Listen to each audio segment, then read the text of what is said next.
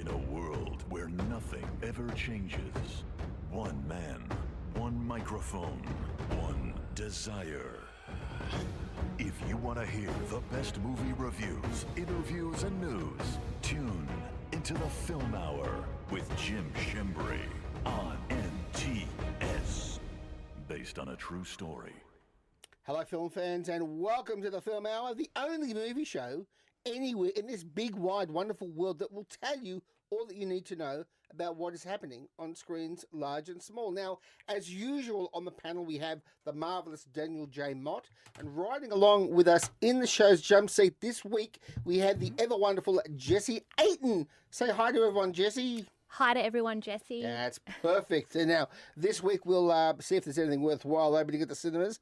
And in our streaming segment, we're going to take a look at Rogue One. Yes, the Star Wars movie has hit the stream. And we'll also take a look at the rather wonderful new Amazon series, American Playboy, the Hugh Hefner story. In Interview Room, we will speak with Australian director Jeffrey Walker about Dance Academy, the movie. And Jessie, in another edition of Classic Exposure, I'm going to take a fresh look at Dennis Hopper's game-changing motorcycle classic, Easy Rider. And boy, am I looking forward to that, although I have no idea what it is you're going to say. And of course, we have, as we do every week, Jessie, we have filtered the entire internet to bring you the best of this week's stupendously important movie news. What are these angels? Angels just like up in heaven.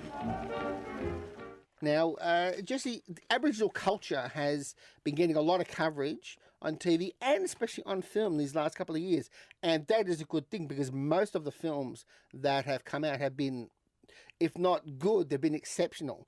It's an excellent thing. Yeah, we've had documentaries, we've had feature films. The latest film to focus on Indigenous culture is a film called Zach's Ceremony, which is a story of an Indigenous boy called Zach Dumaji and his inculcation into his people's culture as guided by his father, Alex Dumaji. Now, this is, I thought, a very good feature-length documentary about the blending or the collision, if you like, between a traditional Aboriginal culture.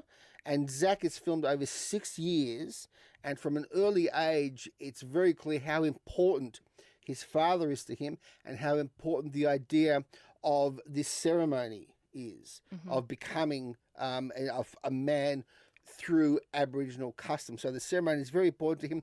At the same time, he's a suburban kid with friends living in a suburban house, and there are some points where you can kind of see the cultures kind of rubbing up against each other, especially when it comes to his father's insistence on certain values and certain modes of behaviour.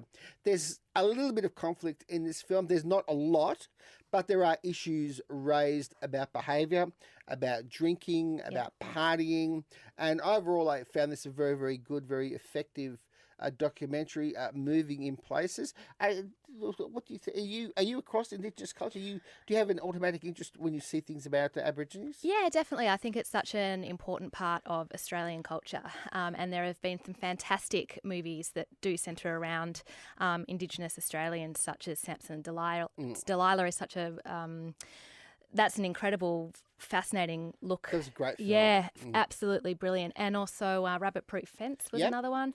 And again, that theme of rites of passage and family and ceremony, they're very strong themes. Jasper Jones, which has taken so far about $2.3 million at the Australian box office. So it's done very, very well. It has strong Aboriginal theme in it. Directed by Rachel Perkins, who was responsible for Brand New Day, which at the time was the biggest grossing Australian film about Indigenous people ever to be released in Australia. So Rachel Perkins, to her credit, deserves a lot of the kudos when it comes to the reversal of Australian cinema-going audiences towards black people.